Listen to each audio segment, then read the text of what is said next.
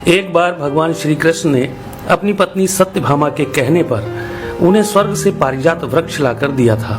तब सत्यभामा को इस बात का अभिमान हो गया था कि वह सबसे अधिक सुंदर है और भगवान श्री कृष्ण की अति प्रिया भी है। इसी कारण उन्होंने उन्हें पारिजात वृक्ष लाकर दिया है। इसी प्रकार सुदर्शन चक्र ने जब एक बार इंद्र के वज्र को निष्क्रिय कर दिया था, तब से उसे भी यह अभिमान हो गया था कि भगवान के पास युद्ध में जब कोई उपाय नहीं बचता है तो वह उसकी ही मदद लेते हैं। इसी तरह भगवान का वाहन गरुड़ भी यही समझने लगा था कि भगवान मेरे बिना कहीं जा नहीं सकते, क्योंकि मेरी गति और मेरे बल का कोई मुकाबला ही नहीं कर सकता है। इन तीनों के इस अहंकार को तोड़ने के लिए एक दिन भगवान श्री कृष्ण ने हनुमान जी का स्मरण किया था। उनके स्मरण करते ही हनुमान जी तत्काल द्वारिका आ पहुँचे थे। भगवान श्री राम और भगवान श्री कृष्ण एक ही हैं, यह तो हनुमान जी जानते ही थे।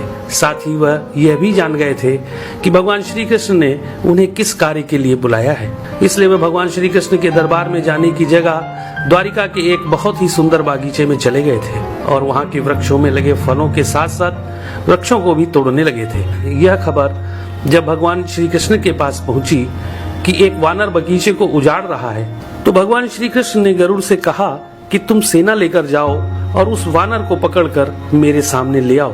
तब बल के अभिमान में भरे गरुड़ ने यह कहा था कि प्रभु, एक मामूली वानर को पकड़ने के लिए सेना की क्या जरूरत है, मैं अकेला ही उसे पकड़ लाता हूँ। ऐसा कहकर गरुड़ उड़ते हुए उस बागीचे में पहुंचे जहां हनुमान जी वृक्षों को उखाड़ रहे थे। तो गरुड़ ने उन्हें बिना जाने ही उनको पकड़ने का प्रयास किया था। तब हनुमान जी ने गरुड़ को अपनी पूंछ में दबाकर जोर से कस दिया, जिससे गरुड़ की सांस रुक गई थी। गरुड़ को इस प्रकार कुछ समय तक पीड़ित करने के बाद हनुमान जी ने अपनी पूंछ से ही गरुड़ को दूर समुद्र में फेंक दिया था। तब गरुड़ बड़ी मुश्किल से खुद को संभालकर भगवान श्री कृष्ण के दरबार में वापस आकर यह बोले थे कि प्रभु, वह कोई साधारण वानर नहीं है, इसलिए मैं उसे पकड़कर नहीं ला सका। यह सुनकर भगवान श्री कृष्ण ने कहा कि वह अवश्य ही श्री राम जी के भक्त हनुमान होंगे। तुम उनके पास जाकर यह कहना कि श्री राम ने उन्हें बुलाया है, वह अवश्य चले आएंगे और हो सके तो तुम उन्हें अपने साथ ही लेकर आना। भगवान श्री कृष्ण की आज्ञा पाकर गरुड़ हनुमान जी को ढूंढते हुए वहां से बहुत दूर मलय पर्वत पर पहुंच गए थे और हनुमान जी से अपनी भूल की क्षमा मांगते हुए उनसे यह कहा था कि भगवान श्री राम ने आपको याद किया है, आप मेरी पीठ पर बैठ जाइए, मैं आपको शीघ्रता से उनके पास पहुंचा देता हूं। हनुमान जी प्रभु की यह लीला भी समझ गए थे, इसलिए उन्होंने गरुड़ से यह कहा था कि तुम चलो, मैं तुम्हारे पीछे ही आता हूँ।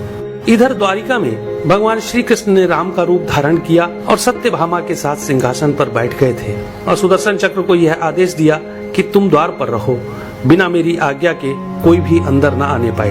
तभी हनुमान जी द्वार पर पहुंच गए थे तो सुदर्शन ने उन्हें रोकते हुए यह कहा था कि तुम बिना आज्ञा के अंदर नहीं जा सकते हो।